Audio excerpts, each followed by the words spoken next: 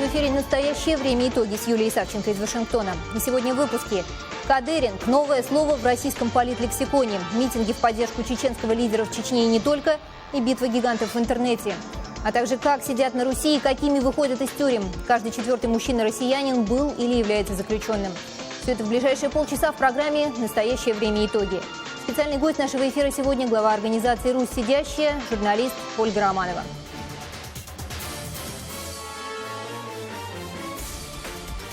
На этой неделе в современном российском политлексиконе появилось новое слово – «кадыринг». Его применяют по-разному. Одни говоря о митинге в поддержку главы Чечни Рамзана Кадырова, который прошел в пятницу, другие для классификации нового вида троллинга, чтобы емко и кратко описать реакцию интернет-сообщества за пределами Чечни на кампанию, развернутую ее руководством против тех, кого Рамзан Кадыров несколько дней назад поместил в категорию врагов народа. Вкратце о скандале, сотрясающем интернет и Россию, Олесь Кругляков. Если бы в мире не существовало Инстаграма, его стоило бы придумать. Хотя бы для того, чтобы люди узнали чеченского лидера Рамзана Кадырова как доброго и сентиментального человека, семьянина, которому не чужды простые человеческие радости. Однако специфика социальных сетей состоит в том, что пользователи, как правило, реагируют на темы, волнующие все общество, а не только пиар-представителей выдающихся политических деятелей. Уже 1,5 недели российский интернет и публичное пространство, все еще открытое для дискуссий, бурлит после этой публикации от 12 января, где глава Чечни обличает врагов России, вскормленных западными спецслужбами. Обличает настолько грозно и убедительно, что некоторые из политиков посчитали этот пост прямым оскорблением. 2 дня спустя после откровений Кадырова в сети, красноярский депутат Константин Сенченко написал в своем фейсбуке, что чеченский лидер дискредитировал звание Героя России. Сенченко также обвинил Кадырова в том, что он строил дворцы на деньги бюджетников. Хэштег «Кадыров – позор России» ушел в народ. Но не успела либеральная общественность отдать должное смелости депутата, как в сети появилось покаянное видео Сенченко, в котором он приносит глубокие извинения Кадырову за свои слова, произнесенные в некоем эмоциональном порыве. Видео, как сообщается, было записано после разговора с представителями чеченского народа. Словно опасаясь возможных визитов чеченской диаспоры, пользователи соцсетей поспешили выложить свои извинения перед Кадыровым за все, чего пока не совершали, но вполне могли бы совершить. Ведущая телеканала «Дождь» Ксения Собчак особо благодарит за то, что ее не застрелили после заданного однажды вопроса про Чечню. 17 января помощник Рамзана Кадырова Магомед Даудов пригрозил в своем инстаграме спустить на представителей российской оппозиции кавказскую овчарку Кадырова по кличке Тарзан. 18 января от народа вернулся хэштег про Кадырова. Теперь он звучит «Кадыров – патриот России». И стал частью массового флешмоба, который поддержали некоторые депутаты Госдумы, деятели культуры и рядовые граждане.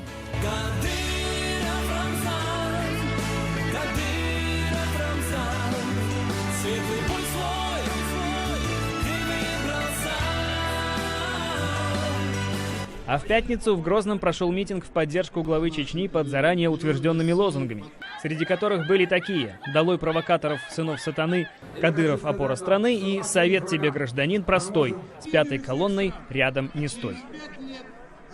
Рассказывал Олесь Кругляков, а я в попытке разобраться в том, кому в реальности были адресованы послания в соцсетях чеченского руководства, связалась по скайпу с главой российского отделения Human Rights Watch Татьяной Лакшиной.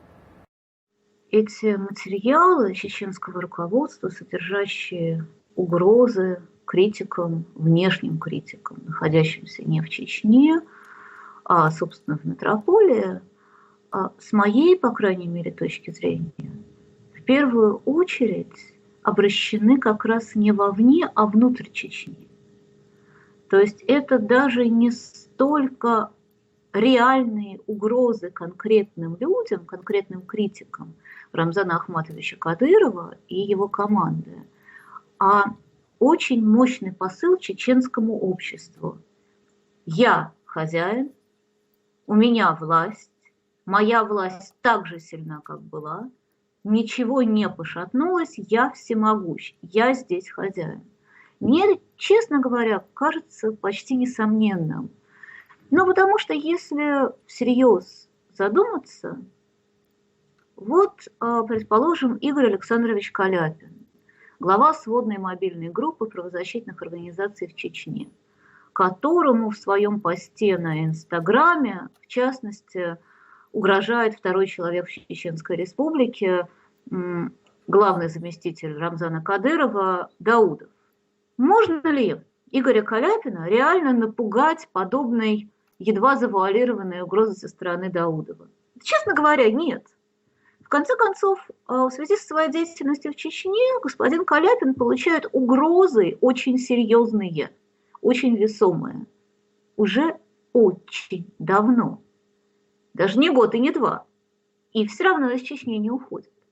За ушедший год офис сводной мобильной группы в Грозном некие прокадыровские персонажи совершенно безнаказанно полностью разгромили дважды, и сводная мобильная группа все равно не закрылась.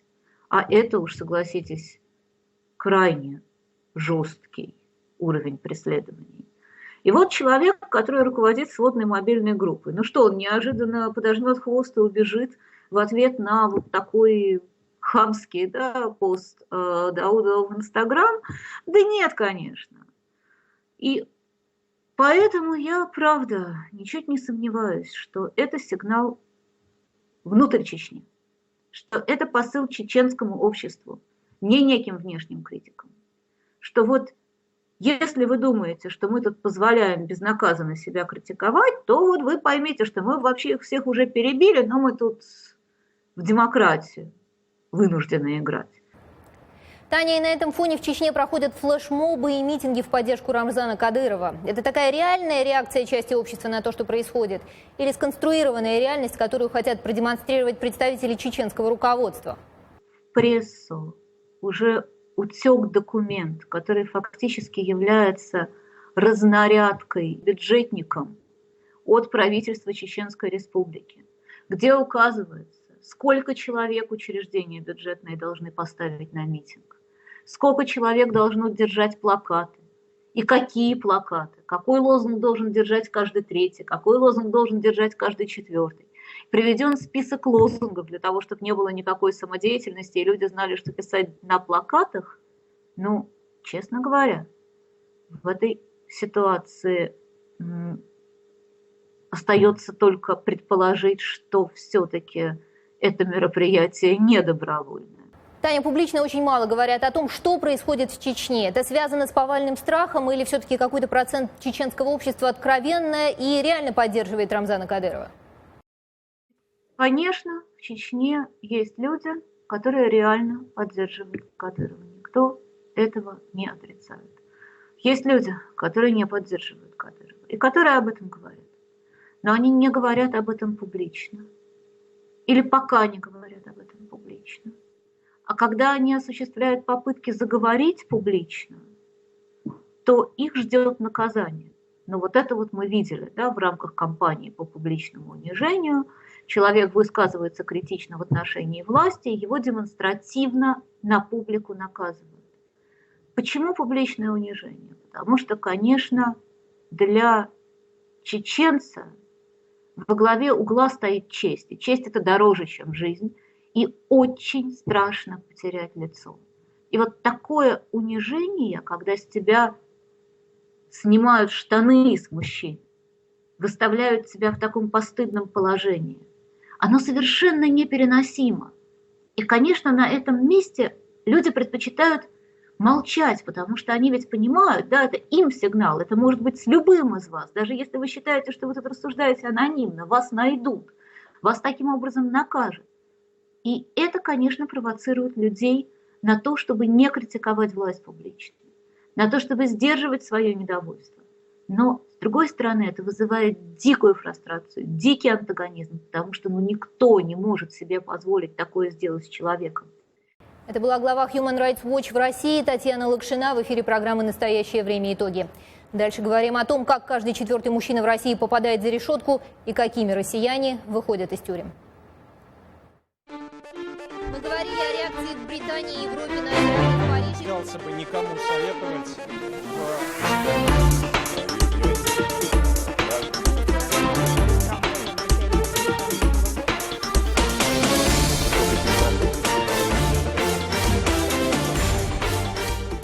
Россия занимает второе место по количеству тюремного населения в мире. На каждые 100 тысяч россиян 468 находятся за решеткой.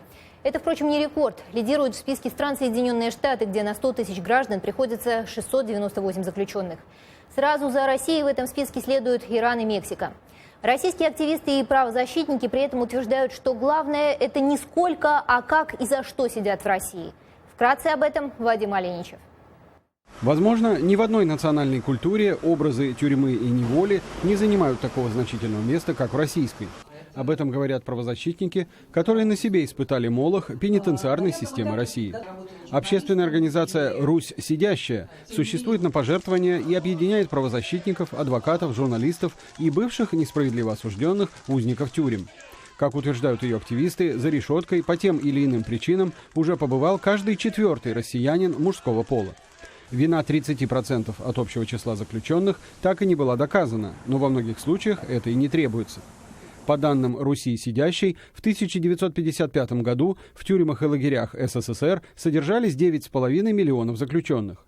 Из них 2 миллиона 370 тысяч человек, или примерно четверть, осуждены по политическим статьям, то есть, скорее всего, были невиновны. Таким образом, за прошедшие 60 лет, в течение которых политический курс России менялся несколько раз, ситуация с пенитенциарной системой фактически осталась прежней. Федеральная система исправления наказаний, сокращенно ФСИН, как считают специалисты, остается наследницей ГУЛАГа. Рассказывал Вадим Оленичев, а в нашу студию сегодня пришла глава организации «Русь сидящая», журналист и правозащитник Ольга Романова. Ольга, я приветствую вас. Ну вот я сначала хотела бы начать с небольшой предыстории о том, как вы, собственно, возглавили «Русь сидящую». Ваш муж Алексей Козлов был приговорен в какой-то момент к 5 годам лишения свободы за мошенничество. Сначала к 12, потом к 8. В общем, страшные такие цифры. Потом его оправдали, но к тому моменту, как его оправдали, он с системой исправительных учреждений познакомился очень так тесно. Все время говорили о том, что вы утверждали, что дело было сфабрикованное, и вот в процессе борьбы за него вы возглавили «Русь сидящую». И в нашем сюжете прозвучала статистика о 30% невинно осужденных в России, а также о каждом четвертом мужчине-россиянине, который проходит через систему исправительных учреждений в России. Получается, что на данный момент Русь не только сидит, но и сидит безвинно? Да, и эта цифра, у вас прозвучали в сюжете эти печальные совершенно сопоставления в течение десятилетий. И кажется, уже, наверное, мы будем отмечать в 2017 году столетий. Треть россиян сидит без вины. И каждый раз, когда кончается эпоха, недаром вы сказали о том, что в 1955 году были озвучены цифры по невинно осужденным в сталинскую эпоху, после Сталина в 1955-1956 году. Кончается эпоха, и выясняется, что треть сидела без доказанной вины только потому, что кого-то захотелось. Кончается эпоха Брежнева, кончается эпоха знаменитых процессов, например, Синявского Даниэля, и выясняется, что вот эта треть людей, которые сидели или были расстреляны, давайте вспомним дело Валютчика Рокотова. Все-таки это знаменитое дело, когда закон был принят уже после того, как человек попал в тюрьму и лишился жизни за, в общем, валютообменные операции, которые разрешены сейчас на каждом углу. Проходит эта эпоха, и выясняется, что треть сидели или были уничтожены без вообще всякой вины. И сейчас идет то же самое время, но вы знаете, сейчас в связи с тем, что люди стали гораздо более грамотные и могут и интересуются судами, и ходят туда физически, они сами видят и начинают понимать, что вот сидит подсудимый, и вот предъявляется суду набор доказательств. А адвокат и подсудимый говорит: простите, пожалуйста, вот мой билет, вот мой биллинг, вот с того, что я был в другом месте за 1000 километров, и я должен быть свободен. Это никого не интересует. Ну вот вы сравнили в презентации, которую мы видели в нашем сюжете, вы сравнили ФСИН с ГУЛАГом и сказали, что недалеко ФСИН ушел от ГУЛАГа. А что российская пенитенциарная система унаследовала от советской? Вы знаете, скорее можно говорить о том, чего она не унаследовала. Во-первых, она не унаследовала название. Федеральная служба исполнения наказаний и ГУЛАГ таблички поменялись. На одну букву. Все. На одну букву. Да, собственно, на этом все. Все отличия заканчиваются, потому что лагеря ровно те же самые, условия там те же и хуже, потому что все-таки все эти лагеря, тюрьмы и зоны были построены 50-70 лет назад, и ничего не изменилось, просто прогнили коммуникации. сажают сопоставимое количество людей на 100 тысяч населения, как это было и при системе ГУЛАГа, те же самые условия. И в связи с бушующим кризисом ухудшается и питание, и медицинское обслуживание. С правами человека обстоит дело очень плохо. И вы знаете, в конце прошлого года Госдума занималась тем, что рассматривала и принимала так называемый закон садистов, который официально разрешает сотрудникам Федеральной службы исполнения наказаний применять пытки по отношению к осужденным. Дело в том, что можно теперь применять превентивно электрошокер и написать, что мне показалось, были у меня данные, что заключенный хочет на меня напасть. Поэтому я применил электрошокер, физическую силу. И, как вы понимаете, доказать, что показалось, а что нет, довольно сложно. А также сейчас поступил в Госдуму законопроект, который разрешает применять физическую силу за слова. То есть считается, что за матерные выражения, но, простите, ученые и филологи спорят, какие слова матерные, какие не матерные. И нет же ни видеокамер, ни аудиозаписей. Достаточно записки, что Петров сказал слово «фигня». И доказывая слово «фигня» — это слово запрещенное или нет, а физическая сила уже применена. И сказал он это слово или не сказал, неизвестно. Ольга, ну вот при этом, если мы говорим о законодательстве, в минувший вторник Думский комитет по общественным организациям поддержал законопроект, который вводит новые ограничения на формирование общественных наблюдательных комиссий, работающих в пенитенциарной системе. И я не могу здесь не привести цитату заместителя директора ФСИН Анатолия Рудова. И он сказал: «Мне чисто по-человечески жалко сотрудников ФСИН, у которых прав скоро совсем не останется. Складывается впечатление, что колонии – это парки, в которых люди гуляют, а не режимная территория, где люди отбывают наказание. Вы посмотрите, что здесь происходит. Фактически происходит драка за полномочия между общественными организациями». Ваши комментарии, пожалуйста. Ну, вы знаете, дело в том, что общественные наблюдательные комиссии – это такое дитя медведевской оттепели. В 2008 году было принято решение о создании общественных наблюдательных комиссий. И так как и оттепель медведевская довольно скоро схлопнулась, не успели общественники, в принципе, даже какой-то навести минимальный порядок здесь.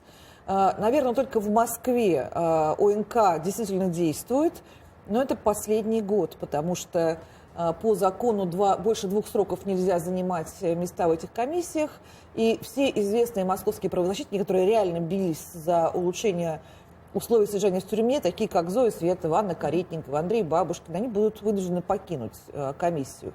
И мы даже можем говорить о том, что Валерий Борщев, известный правозащитник еще тех времен Солженицына и Даниэля Синявского, он уже в этом году практически перестал принимать активное участие в работе ОНК по очень простой причине. ОНК приходит новый призыв, это отставные сотрудники ФСБ, силовых ведомств, отставные тюремщики, прокуроры, и они выдавливают из комиссии людей, которые пытаются бороться за права человека. Вы знаете, сегодня один из членов ОНК, Анна Каретникова, сообщила о том, что в одной из московских тюрем в очередной раз, к сожалению, за этот месяц умер заключенный, здоровый молодой человек, имеющий маленького ребенка, молодую жену. И много раз члены ОНК обращались и в тюремную медицину, и к руководству, и после его смерти они не нашли никаких следов своих обращений о том, что человек смертельно болен. И, как обнаружилось, есть второй человек, который заболел открытой формой туберкулеза и сейчас умирает. И это очередная жертва только этого месяца. И что все эти люди, которые болеют инфекционными тяжелыми заболеваниями, это прежде всего открытая форма туберкулеза, они все содержались в одном боксе с здоровыми осужденными, которые не смели жаловаться. Сейчас и они заболели. И дело в том, что мало того, что они еще не осуждены, они не получили еще сроки, не признаны преступниками, даже если бы они признаны были преступниками, их не осуждают к тому, чтобы заражать опасными заболеваниями. Рано или поздно они выйдут, к ним приедут, рано или поздно родственники, жена, дети приедут к ним на длительное свидание, и это 100% заражение. Рано или поздно они попадут в колонию, откуда выходят люди, и эти люди дальше распространяют туберкулез. И невозможно говорить о том, например, что туберкулез можно удержать в рамках одной страны. Так что вы же знаете прекрасно, и в Америке, и в других странах прекрасно понимают, что российская преступность, она в общем бывает везде. А там, где преступность, сейчас там и туберкулез. Ну вот мы понимаем, что абсолютно ужасные условия содержания в российских тюрьмах. Вы при этом сказали, если вы вывести эту проблему на такой более глобальный, широкий уровень философский, вы сказали, что это становится уже репрессивной машиной. Система судов, система заключения в России. Но при этом репрессий ведь официальных нет. А на что тогда? С какой целью работает эта машина? Я не могу сказать, что репрессии когда-либо останавливались в России. Конечно, когда во времена попыток демократических перемен эта машина затормозилась, но мы с вами прекрасно знаем, что милиция, а позже и полиция, например, она никогда не была склонна поступать ни по закону, ни по справедливости. Другое дело, что за время, прошедшее с и перестройки, и с периода какого-то начала демократических преобразований полностью уничтожена прокуратура. То есть ее вообще не стало. Она разделена на Следственный комитет и прокуратура, которые отняты все полномочия. Ну и вообще сейчас трудно представить себе маленького мальчика или маленькую девочку, которая приходит и говорит в школу или своим родителям: я хочу быть прокурором. Сразу как-то спрашиваешь: деточка, что с тобой не так? Но при этом в России достаточно известный генеральный прокурор. Да, безусловно. И все прокуроры, собственно, сами понимают, что речь идет о должности, которая, конечно, стыдная, но хорошо кормит. И, естественно, как кормление происходит на отъеме, на чужом горе, поэтому если первое время, наверное, начало 2000-х, дело ЮКОСа, конечно, дало большой очень старт переделу. Если раньше шла речь о том, что людей сажают, репрессируют как класс предпринимателей, это можно было сравнить с раскулачиванием, то, конечно, после 11-12 особенно года мы говорим о крупных политических процессах, таких как «Болотное дело». Сейчас в связи с появлением статьи 212.1 в Уголовном кодексе, это совсем новая статья, она появилась в конце прошлого года, говорит о том, что если человек дважды был задержан, например, на несанкционированном митинге или даже на санкционированном митинге оказывал сопротивление или якобы оказывал сопротивление, на третий раз наступает автоматически уголовная ответственность, и посадки уже есть. Это, конечно, чистой воды репрессии. И мы с вами тоже можем говорить о том, что идут репрессии за свободу мысли, за неосторожные высказывания. Вот я даже не могу сказать за свободу слова, это просто неосторожные высказывания в интернете. И очень много пришлось бы перечислять примеров и случаев, когда люди получили реальные тюремные сроки и сейчас находятся в тюрьме, например, за репост. У нас, к сожалению, заканчивается время нашего эфира, но мы продолжим нашу дискуссию вне его, и это интервью с вами у нас появится позднее. Я напоминаю, что Ольга Романова, известный российский журналист, глава организации «Русь сидящая», была сегодня у нас в эфире. Мы подводили итоги недели 23 января. Ожесточенный спор о том, героем или позором России все-таки является Рамзан Кадыров и на кого работает репрессивная машина в России в отсутствии официального курса на репрессии. Дальше больше. Смотрите нас в эфирах ваших национальных телеканалов и в интернете на Current Time TV. Я, Юлия Савченко, прощаюсь с вами до следующей недели. Всего доброго.